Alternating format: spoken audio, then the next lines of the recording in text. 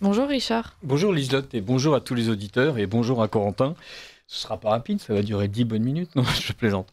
Mais oui, mais avec vous, le temps passe vite, Richard. Merci, merci. Je vais vous parler de Macron parce que, enfin, je vais vous parler de Macron, le président de la République qui n'est pas en France. Je fais comme d'habitude, je suis allé courir sur le site de l'Élysée. Lundi 20 octobre, toute la journée, c'est un sommet, le sommet des pays du sud de l'Union européenne, Menneuf, en Slovénie. Et aujourd'hui, mardi 21, toute la journée, c'est un déplacement. Hier, c'est un sommet, aujourd'hui, c'est un déplacement. C'est pas la même chose, parce que hier, il était en Slovénie, mais aujourd'hui, il est en Slovénie, et c'est une visite bilatérale.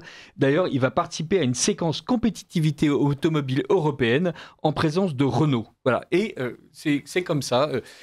C'est le président de la République qui n'est plus en France. Il se débrouille d'aller ailleurs parce qu'il a expliqué aux députés Renaissance que de toute façon, il ne s'occuperait plus de politique nationale, hein, et que voilà, il se fera désormais plus discret sur les politiques nationales. Donc du coup, il investit l'international et c'est bien normal qu'il investisse l'international. D'ailleurs, les Français sont super contents. 2 tiers des Français sondés par le Cevipof considèrent qu'ils ne font pas confiance à Macron pour les protéger des risques de guerre. Voilà. Donc, il a vraiment raison d'aller en Slovénie pour s'occuper de compétitivité automobile. C'est exactement ce dont on a besoin.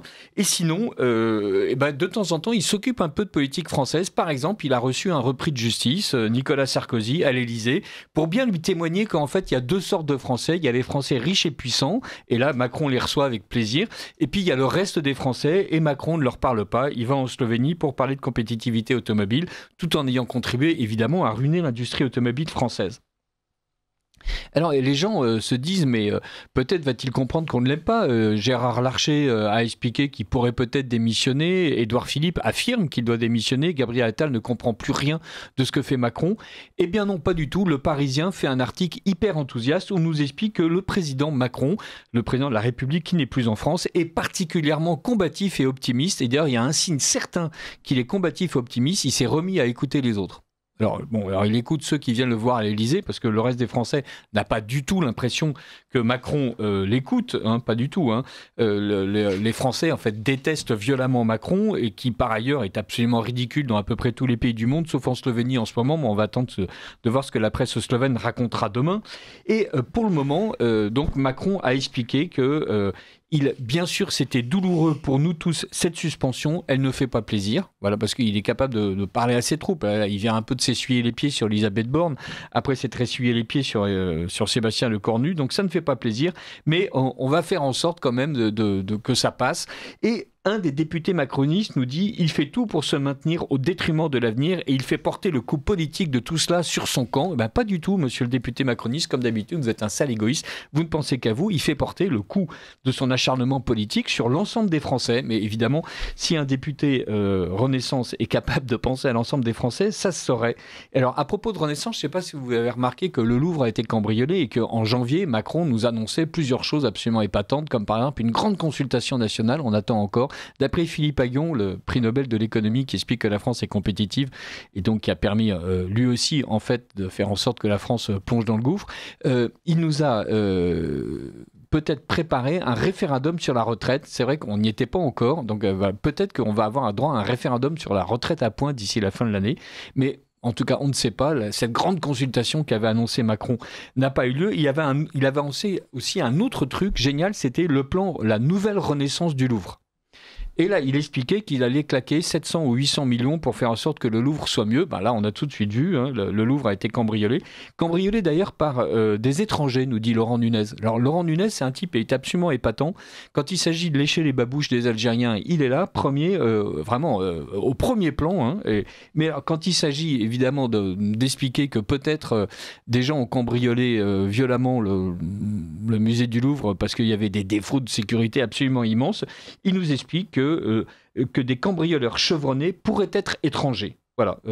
Et il a ajouté, on sait très bien qu'il y a une grande vulnérabilité dans les musées français. Donc rassurez-vous, les gens qui nous dirigent savent exactement tout ce qui ne va pas et ils savent exactement tout ce qu'ils n'ont pas fait et ils vont continuer d'ailleurs. Alors là, vous me dites, vous accusez le camarade Nunez, préfet de police de Paris, homme de dialogue, qui est l'un des plus fervents réprimeurs de la liberté d'expression, qui a vraiment persécuté les gens de droite pendant plusieurs années. Et pourquoi est-ce que vous l'accusez comme ça? Est-ce que par hasard, vous n'êtes pas content? Non, parce qu'en fait, je l'accuse parce que parmi les personnalités présentes à la commémoration des victimes algériennes du massacre du 17 octobre 1961, estimation du massacre entre 7 et 200 morts, les gauchistes se battent depuis des années. Chaque année, ils relèvent un peu la barre, mais en fait, on ne sait pas du tout ce qui s'est passé le 7 octobre 61, mais c'est pas grave.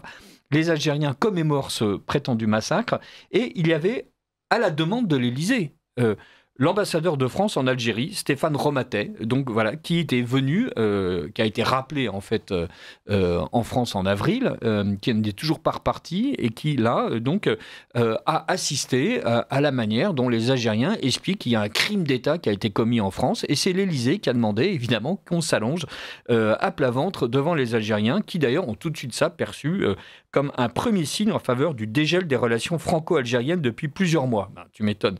Mais évidemment, Laurent Nunez, lui, de son côté, expliquait par exemple qu'il ne fallait pas du tout parler de submersion migratoire, qu'il était très content d'avoir repris langue avec l'Algérie, parce que c'est important d'avoir un dialogue sécuritaire avec l'Algérie. Et il nous a expliqué aussi qu'il ne faut pas donner l'impression que l'altérité et l'autre nous posent un problème. Voilà, alors... Ça, c'est quand il parle de l'Algérien, mais quand il peut mettre sur le dos des étrangers le fait d'avoir cambriolé le Louvre, c'est pas un souci. Et quand il peut expliquer que l'extrême droite est responsable de tout ce qui va mal dans le pays, c'est pas un souci non plus. L'altérité et l'autre, c'est pas les mêmes autres, c'est pas la même altérité, c'est l'altérité selon Nunez. On va revenir un peu à Emmanuel Macron au fur et à mesure que le temps avance. D'abord, évidemment, puisqu'il avait expliqué qu'il avait un plan pour le Louvre, plan qui n'a évidemment pas été mis en œuvre, comme à peu près tout ce que Macron promet, il a promis, évidemment, que nous retrouverons les œuvres et les auteurs seront traduits en justice, tout sera mis en œuvre partout pour y arriver sous la conduite du parquet de Paris. Voilà, ça ne mange pas de pain. Et donc, il est allé à fond. Et pendant ce temps-là, évidemment, on se dit, il y a des... voleurs qui ont réussi à s'enrichir, et les Français pensent que Emmanuel Macron aussi s'est sans doute un peu enrichi au passage à l'Élysée.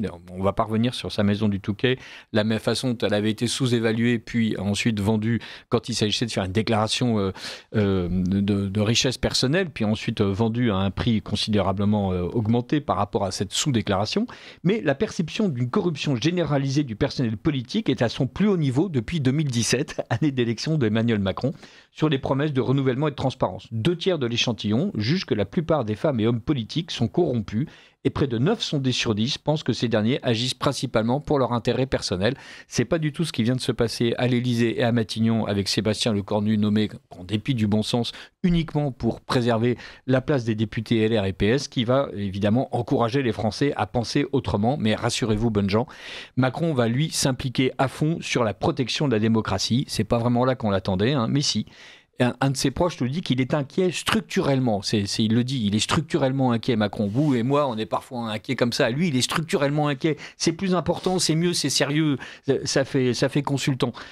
Pour le fonctionnement de nos démocraties, il estime qu'elles sont notamment broyées par les dérives des réseaux sociaux, où on ose parler de sa femme ou de sa politique, les algorithmes opaques, à peu près aussi opaques que ses conseils de sécurité, et la rétractation de l'espace public. Alors là, moi, je vous dis, quand il y a rétractation de l'espace public, c'est bien normal que Macron il se dresse pour nous aider. Voilà. Et d'ailleurs, il se dresse en défendant la démocratie parce qu'il assure la continuité et la stabilité. Le devoir de tous n'est pas de faire des paris sur l'instabilité. La stabilité, en fait, ça veut dire je reste à ma place et je fais en sorte de garder le corps nu autour de moi. Voilà. Et pendant ce temps-là, évidemment, plus personne ne veut lui, je le disais au début, mais Macron, lui, va continuer à rester. Il va continuer à faire en sorte d'être là.